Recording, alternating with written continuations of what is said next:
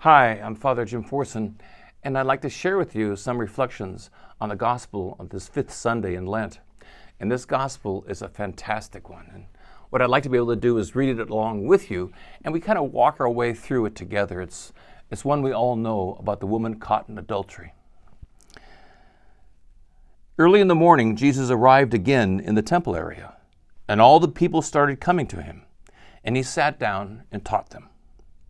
Then the scribes and the Pharisees brought a woman who had been caught in adultery and made her stand in the middle. Now imagine that scene. Here Jesus is in the temple, sitting down, people all around him, he's teaching, and in this big temple, people coming and going.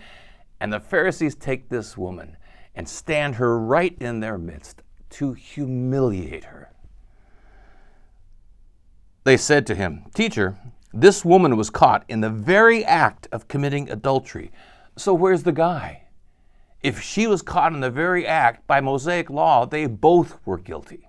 Now in the law, Moses commanded us to stone such women. So what do you say? They said this to test him, so they could have some charge to bring against him. It was an obvious trap. If Jesus were to say, yes, we uphold Mosaic law, we stone her to death, well, not only does that not show him to be a Messiah of mercy, but it also contradicts Roman law. Jesus would be encouraging them to exert capital punishment, and the Romans did not allow the Jews to do that without their permission. Case in point, Jesus' crucifixion, they needed to go to the Roman authorities to be able to stone someone. They could accuse Jesus of inciting people. But if he said, don't stone her, well, then he's breaking Mosaic law and not a good rabbi. So it was an obvious trap. And what is Jesus' response? This is fantastic. So what do you say? They said this to test him. Jesus bent down and began to write on the ground with his finger. He's writing in the dust. And the question is asked, well, what was he writing? And the answer is, no one knows. But the fact that Jesus did it repeatedly, the one explanation that I heard that I happen to agree with is he was doodling. I mean, here come the Pharisees and the scribes with their righteous anger, and they want to be taken seriously because this is serious business. And what's Jesus' reaction? He's doodling. He's just writing in the dust. And wouldn't that drive you crazy if you were, filled with indignation about something and the guy you're talking to isn't even paying attention? Began to write on the ground with his finger. But when they continued asking him, he straightened up and said to them, "Let the one among you who is without sin be the first to throw a stone at her." And again he bent down and wrote on the ground. What a scene. He stands up and says, "The sinner, those who have no sin, throw a stone," and he goes back to doodling. He could have cared less about their righteous indignation. And their response?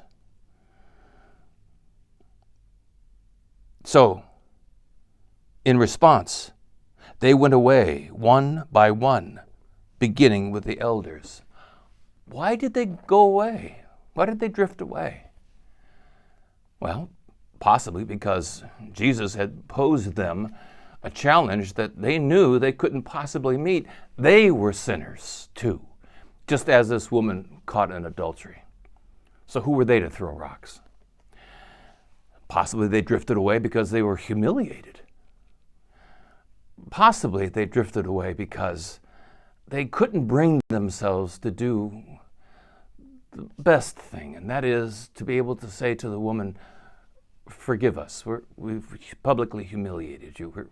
Please forgive us for doing that." Or to say to her, we forgive you. No. Their hearts were far too hard. Their hearts were far too small to ever allow that. And Jesus' response?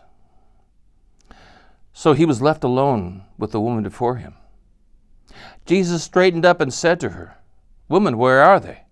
Has no one condemned you?" She replied, "No one, sir." The one thing you can say about Jesus' heart is that there was plenty of room in it for everyone. Jesus had plenty of room in his heart for his friends as well as his enemies. Jesus had plenty of room in his heart for the beloved as well as the stranger.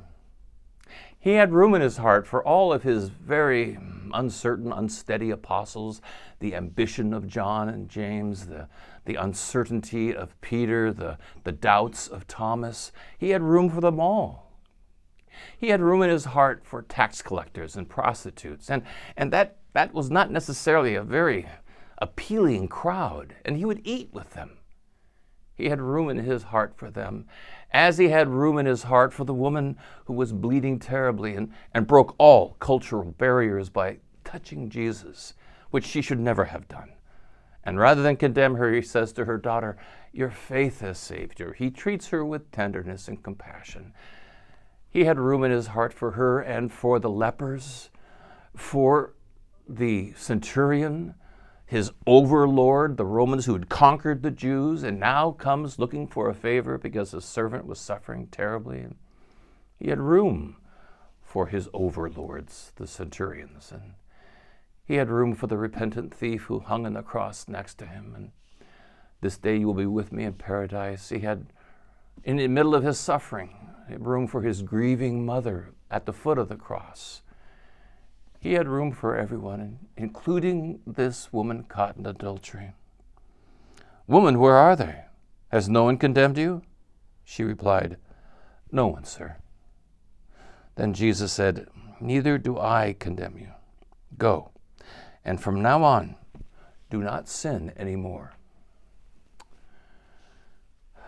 You know, there could be a temptation, I think we all might have, to want to give in and be like a Pharisee or a scribe when we are confronted with people who we just detest. People who maybe disagree with us strongly about things that we hold close to our hearts. Maybe the disagreement is political or religious or personal. And there can be that temptation to do what the scribes do, and that is to hold this person up for public ridicule or condemnation, to be able to single them out as the sinner. It can be a temptation to be like those Pharisees, but I guess the question this gospel poses to us is this: whose heart do I want to have? The heart of the Pharisee, where there is room for no one, or the heart of Jesus, where there is room for everybody?